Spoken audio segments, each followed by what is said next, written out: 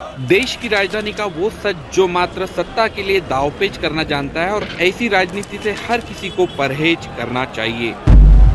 इस देश की 80% जनता इतना भी सोच नहीं पाती है। जो प्रधानमंत्री ने कहा वो कहाँ तक जायज है। देश में महिलाओं के लिए कितने भी कानून बने हैं, लेकिन क्या महिला अत्याचार कम हुआ है, ये भी एक सवाल है। बेरोजगारी का सवाल जस का तस है, कोई सत्ताधारी राजनेता क्यों नहीं सवाल उठाता। धर्म के नाम पर आखिर कब तक देश फैलाने का गोरखधंधा चलता रहेगा। मुझे इस बात की चिंता है कि हमारे परिवार की हमसे ज़्यादा चिंता भारतीय जनता पार्टी को है। कहीं आप भारतीय जनता पार्टी से प्रेरित होकर के तो नहीं सवाल पूछ रहे हैं। ये लोकतंत्र है, हर आदमी अपनी स्वच्छंदता से, अपनी स्वतंत्रता से, अपनी जो विचारधारा है उससे जुड़ने का सबको अधिकार है।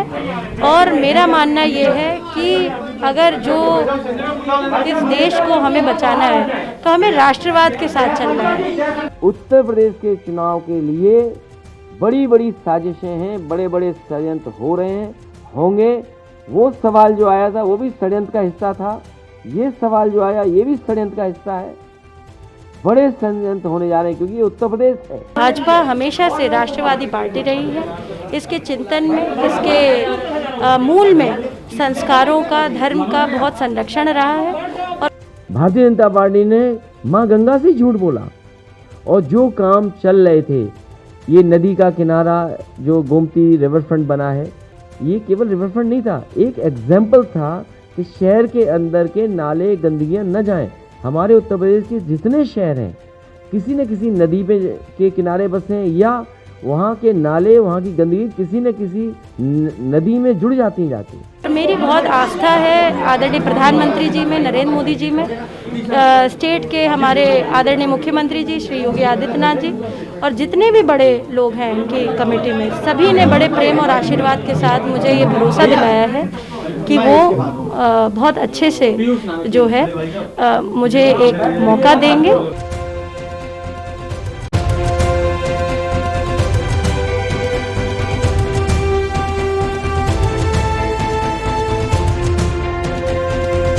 स्वागत है आपका मुद्दे की बात में आज फिर आपको लेके चलते हैं उत्तर प्रदेश के चुनावी माहौल की ओर। जी हाँ, उत्तर प्रदेश का चुनावी माहौल गर्मा गया है। और कल की अगर बात ली जाएगी तो कल ही उत्तर प्रदेश में जो कि अपर्णा यादव है, मुलायम सिंह यादव की बहू, उन्होंने भारतीय जनता पार्टी में प्रवेश कर दिया है। जैसा कि सभी जानते ही हैं, मैं हमेशा से प्रभावित रहती थी आदरणीय प्रधानमंत्री जी से, और मेरे चिंतन में हमेशा राष्ट्र सबसे पहले है। मुझे लगता है कि राष्ट्र का धर्म मेरे लिए सबसे ज़्यादा ज़रूरी है, और मैं बस यही बोलना चाहती हूँ कि अब मैं राष्ट्र की आराधना करने निकली हूँ। इसलिए आप सभी लोगों का सहयोग भी बहुत अनिवार्य है। और मैं बहुत हमेशा से प्रभावित रहती हूँ जिस प्रकार की कार्यशैली है, चाहे वो स्वच्छ भारत मिशन हो, चाहे वो महिलाओं के लिए स्वावलंबी जीवन हो, चाहे वो रोज़गार हो। मैं हमेशा से भारतीय जनता पार्टी की स्कीम से हमेशा से बहुत प्रभावित रहती हूँ, और यही कहूँगी कि जो भी कर सकूँगी अपनी क्षमता से करूँगी। आखिर उनके भारतीय जनता पार्टी में प्रवेश से भारतीय जनता पार्टी को क्या लाभ होगा, या और सपा को क्या नुकसान होगा, इसकी और जानने की कोशिश करते हैं हमारे इस रिपोर्ट में।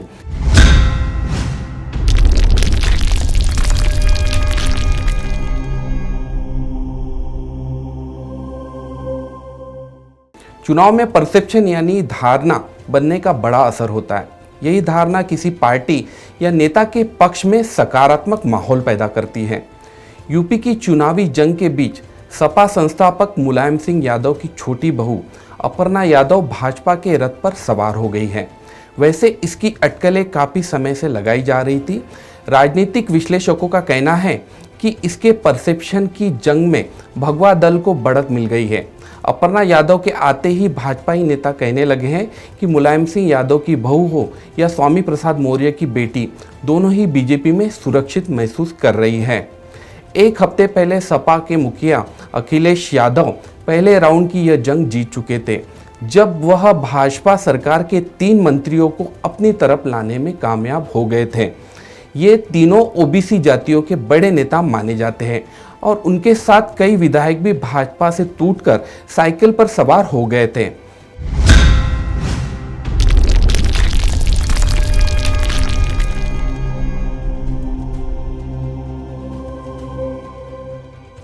अब विश्लेषकों का कहना है कि बीजेपी की जवाबी स्ट्राइक का जमीन पर फायदा होने से ज़्यादा मनोवैज्ञानिक असर होगा।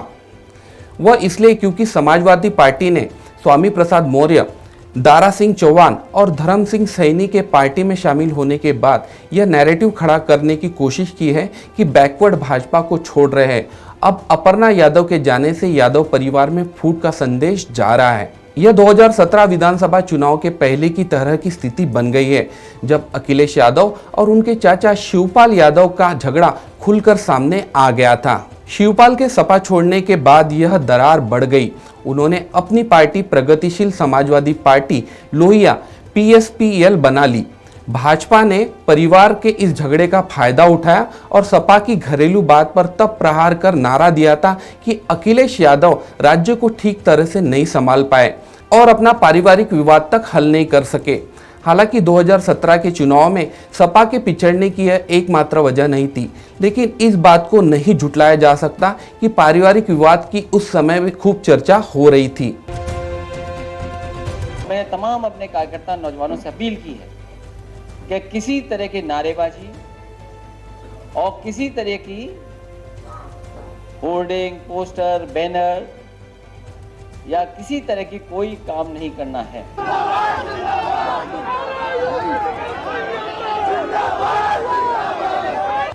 अब बात कर लेते हैं अपर्णा यादव की भी। 2022 विधानसभा चुनाव से पहले अपर्णा यादव समाजवादी पार्टी छोड़कर भाजपा में आई है। बताया जा रहा है कि अखिलेश की तरफ से टिकट का उन्हें कोई वादा नहीं मिला। अब राजनीतिक विश्लेषकों का कहना है कि एक मैसेज ये भी जा रहा है कि यादव परिवार में दरार पड़ चुकी है। वैसे ये विरोधकों की चाल भी हो सकती है कि फिर 2017 की तरह एक बार दांव खेला जाए और समाजवादी पार्टी को निशाना बनाया जाए, ये भी हो सकता है। उत्तर प्रदेश के चुनाव के लिए बड़ी बड़ी साजिशें हैं, बड़े बड़े षड्यंत्र हो रहे हैं, होंगे। वो सवाल जो आया था वो भी षड्यंत्र का हिस्सा था, ये सवाल जो आया ये भी षड्यंत्र का हिस्सा है। बड़े षड्यंत्र होने जा रहे हैं क्योंकि ये उत्तर प्रदेश है। अपर्णा यादव के भाजपा में आने के समय PSPL चीफ शिवपाल सिंह यादव को लेकर अटकलें लगाई जा रही थी कि वह बीजेपी नेताओं के साथ बात कर रहे हैं। बाद में उन्हें सफाई में ट्वीट करना पड़ा कि श्री लक्ष्मीकांत वाजपेयी जी के इस दावे में कोई सच्चाई नहीं है कि मैं भाजपा में शामिल होने जा रहा हूं। यह दावा पूर्णतः निराधार उन्होंने बताया और तथ्यहीन बताया। मैं अखिलेश यादव के नेतृत्व वाली समाजवादी पार्टी के गठबंधन के साथ हूं और अपने समर्थकों से आह्वान करता हूं कि प्रदेश की भाजपा सरकार को उखाड़कर फेंक दे एवं प्रदेश में समाजवादी पार्टी के गठबंधन वाली सरकार बनाए। ये खुद शिवपाल सिंह चौहान ने कहा है। उधर अपर्णा के भाजपा में शामिल होने पर अखिलेश यादव ने कहा है कि सबसे पहले मैं उन्हें बधाई और शुभकामनाएं दूंगा कि साथ ही साथ खुशी की बात है कि हमारी समाजवादी विचारधारा का विस्तार हो रहा है। मुझे उम्मीद है कि हमारी विचारधारा वहां पहुंचकर संविधान और लोकतंत्र बचाने का काम करेगी। सपा प्रमुख अखिलेश यादव ने यह भी बताया कि नेताजी मुलायम सिंह यादव ने उन्हें भाजपा में शामिल होने के फायदे और नुकसान को लेकर काफ़ी समझाया, लेकिन बेकार रहा। उत्तर प्रदेश के चुनाव के लिए बड़ी बड़ी साजिशें हैं, बड़े बड़े षड्यंत्र हो रहे हैं, होंगे। वो सवाल जो आया था वो भी षड्यंत्र का हिस्सा था, ये सवाल जो आया ये भी षड्यंत्र का हिस्सा है। बड़े षड्यंत्र होने जा रहे हैं क्योंकि ये उत्तर प्रदेश है। हालांकि अपर्णा बिष्ट यादव भाजपा में शामिल होने वाली पहली महिला नहीं है। वह कुनबे की तीसरी सदस्य है और दूसरी महिला सदस्य है जिसने भाजपा का झंडा पकड़ा है। चर्चा यह है कि मुलायम सिंह यादव के साड़ू प्रमोद गुप्ता भी जल्द भगवा दल में शामिल हो सकते हैं। अपर्णा से पहले मुलायम सिंह के भाई अभय राम यादव की बड़ी बेटी संध्या यादव भी भाजपा में शामिल हो चुकी है। यही नहीं, एक हफ्ते पहले ही मुलायम के समधी और फिरोजाबाद की सिरासगंज की सीट से विधायक हरिओम यादव भाजपा में शामिल हुए हैं।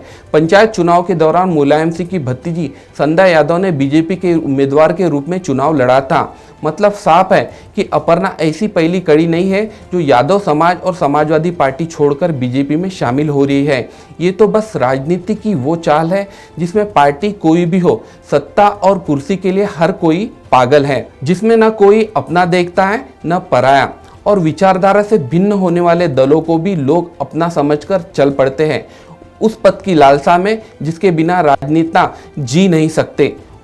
इस पूरे मामले में फिलहाल बीजेपी को फायदा होता हुआ दिखाई देता है, जबकि मुलायम सिंह यादव और अखिलेश यादव के घराने में भाजपा सेन लगाने में कामयाब हो चुकी है, इससे दो राय नहीं है।